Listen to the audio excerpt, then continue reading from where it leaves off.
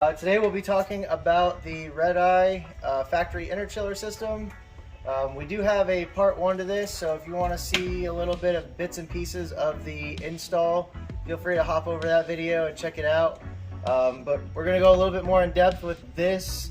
Not too crazy, just wanted to go over, we did a BMR tank, which is, I think it's about 1.5 to 2 gallons extra coolant reservoir. And then we did the stage 2 Interchiller, FI Interchiller kit. Right here you'll see the factory Redeye Demon Interchiller. Compare that to the FI Interchiller. You can see the size difference. I would say it's what, 1, 2, 3, 4, at least 5 to 6 times the size of the factory Interchiller.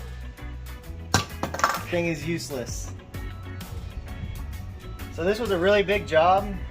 Took us about 3 weeks, it took us about, it was a team effort. It took us about 3 weeks, give or take. I decided to go with all AN fittings, steel braided lines. So you can see here, this is pretty much the only one that we really didn't insulate because it's right there from the pump.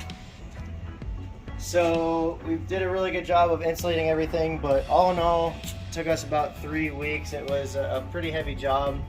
A few things that I would take away would be, on the initial setup, mock your condenser. The stage 2 Interchiller, FI Interchiller kit comes with a secondary condenser and fan. I would go ahead and mock those up. We went to Lowe's and got ourselves some brackets, and then we got some self-tapping screws, and then we mounted them on the top and the bottom. So that condenser is not going anywhere. One of the biggest issues we ran into was fitment of our lines, so you definitely want to double check your measurements. Measure like 8 times, cut once. I had the unfortunate event of having to order a new suction line because I cut mine based off of somebody else's photos. So definitely that was one of the things that was good in the instructions that were included. There wasn't much information provided, but that was definitely one of the part of the instructions you should follow. I did have to do some customizing here.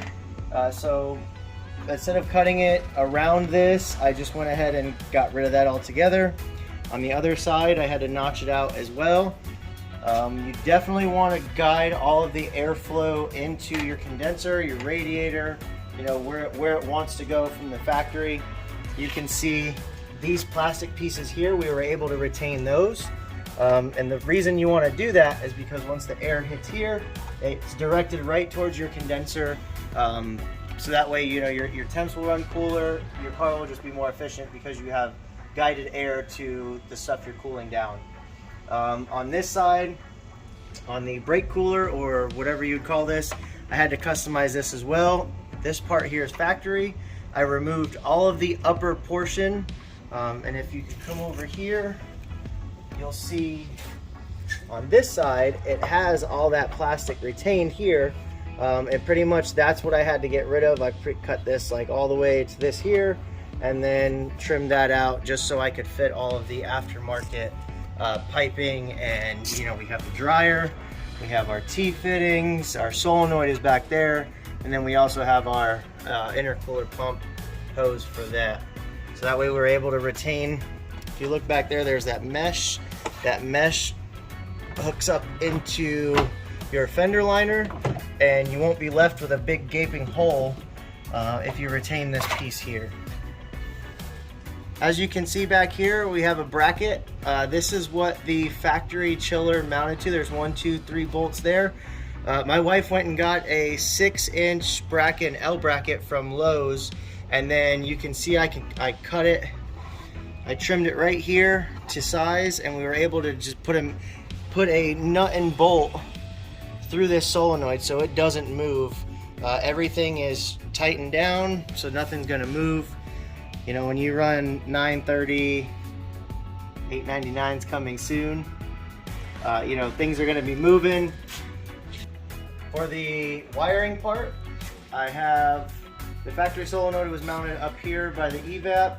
We ran all of the wires down to the solenoid and then over to our relay right here. This is gonna power your track mode button, your fan, and then you'll pull all of your power from your fuse box there. You can see this is our power wire for our nitrous, and then this is going to be our power wire for the interchiller. I'm going to go ahead and get this thing put back together so I can go rip it. If you have any questions, feel free to comment below, shoot a text, call me, email me. I know you guys have your ways of reaching out. So if you do have any questions, which I'm sure you do because I had many, yep, if you guys have any questions, I'm here. I know it's not an easy install. Like I said, it took us about 3 weeks, and that is doing it after work and, you know, in and around other things. But it's a very, very in-depth process. You know, you've got wiring, you've got AC work, and you've also got coolant, all in one big project. So talk about a jack of all trades and a master of none. But I'm sure my wife will go ahead and drop a photo. We've got our intercooler coolant temps already down to 35 degrees, and that's this car not moving out of the garage. So hopefully we get it driving. Hopefully we get an $8.99 because it's a lot of work. But thanks for watching. Carry on.